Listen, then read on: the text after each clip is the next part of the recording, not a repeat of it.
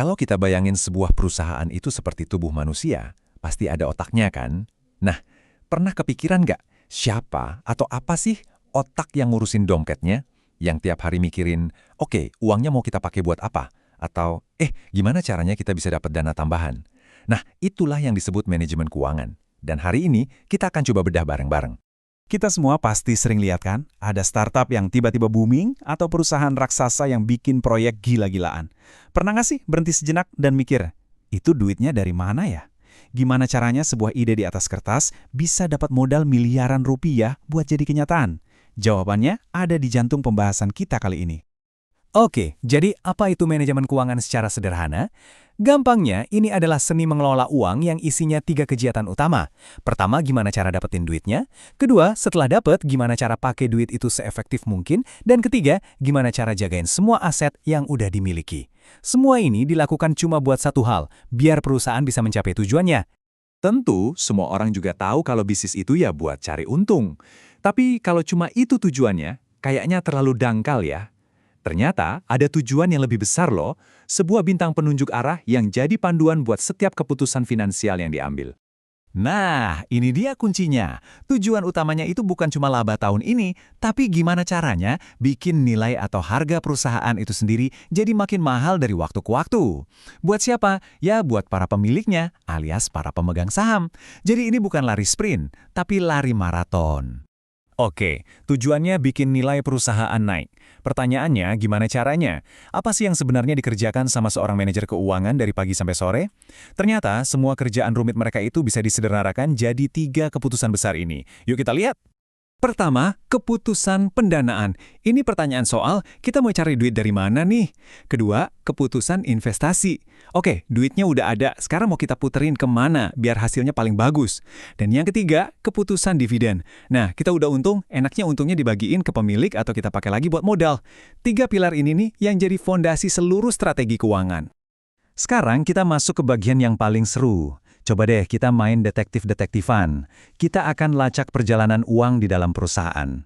Anggap aja kita ngikutin 1 lembar rupiah. Dari dia pertama kali masuk, sampai dia kerja keras dan ngajak teman-temannya yang lain. Perjalanan dimulai dari sini, pasar modal. Disinilah para investor, bisa jadi orang biasa kayak kita atau institusi besar, menaruh uang mereka ke perusahaan. Nah inilah bensin pertamanya, suntikan dana segar yang bikin mesin perusahaan bisa mulai menyala. Uang ini pastinya nggak didiamkan begitu aja di bank. Duitnya langsung disebar buat kerja. Dipakai buat beli bahan baku, bayar gaji karyawan, menjalankan pabrik, riset produk baru. Pokoknya disinilah uang tadi mulai berkeringat. Dan kalau operasinya sukses, mesinnya berjalan lancar, apa yang terjadi? Tentu saja akan ada aliran uang baru yang masuk lagi ke perusahaan, hasil dari penjualan produk atau jasa. Idealnya, uang yang masuk ini lebih besar dari yang keluar di awal. Selisihnya, itulah yang kita sebut keuntungan. Nah, disinilah momen penentuannya. Perusahaan sekarang punya keuntungan di tangan, tapi uang ini nggak bisa langsung dipakai begitu saja. Dia sekarang ada di sebuah persimpangan dan sebuah keputusan besar harus diambil. Jadi, ada 2 jalur utama. Jalur pertama, untungnya dibagi-bagikan. Ini semacam ucapan terima kasih ke para penyedia modal. Bisa dalam bentuk dividen buat pemegang saham atau bayar bunga buat yang ngasih pinjaman. Jalur kedua, untungnya disimpan lagi di dalam perusahaan. Ini namanya laba ditahan yang dipakai jadi modal tambahan biar bisnisnya bisa tumbuh lebih besar lagi. Tadi kita udah lihat gimana uang mengalir, tapi ini mungkin bikin kita bertanya, bahan bakar awal tadi sebenarnya datangnya dari mana aja sih? Coba kita mundur sedikit dan kita lihat 2 keran utama sumber dana sebuah perusahaan. Sederhananya, sumber dana itu ada 2. Pertama, internal, alias duit dari kantong sendiri. Ini adalah uang yang dihasilkan oleh operasi perusahaan itu sendiri. Contoh paling gampangnya ya, laba yang ditahan tadi. Kedua, eksternal. Ini duit yang datang dari luar, dari pihak lain. Gimana caranya? Ya dengan menjual saham atau mengambil pinjaman. Yuk kita fokus ke dana eksternal, karena ini yang paling sering jadi pilihan strategis. Ada 2 rasa utama di sini. Pertama itu utang. Ini jelas ya, artinya meminjam uang yang wajib dikembalikan beserta bunganya. Waktunya bisa macam-macam, ada yang pendek, menengah, sampai panjang. Pilihan kedua adalah ekuitas. Nah, ini bukan minjem, tapi menjual sebagian kecil kepemilikan perusahaan ke investor lewat saham. Dan ini membawa kita ke salah satu dilema paling klasik dalam dunia keuangan. Kalau perusahaan butuh dana dari luar, lebih baik pilih mana? Nambah utang atau ngelepas sebagian kepemilikan ke investor? ini bukan pilihan yang gampang loh. Coba kita bandingkan langsung.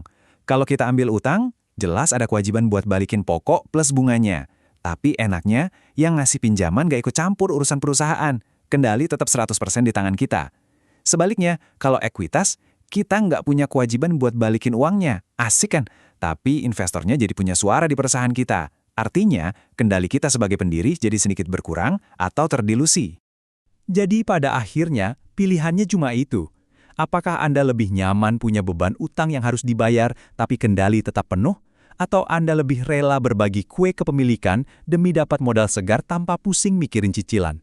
Nggak ada jawaban benar atau salah, semuanya tergantung strategi. Oke, sebagai kesimpulan cepat, manajemen keuangan itu pada dasarnya adalah seni mengelola uang untuk bikin perusahaan makin berharga. Semuanya berputar pada 3 keputusan penting, pendanaan, investasi, dan dividen.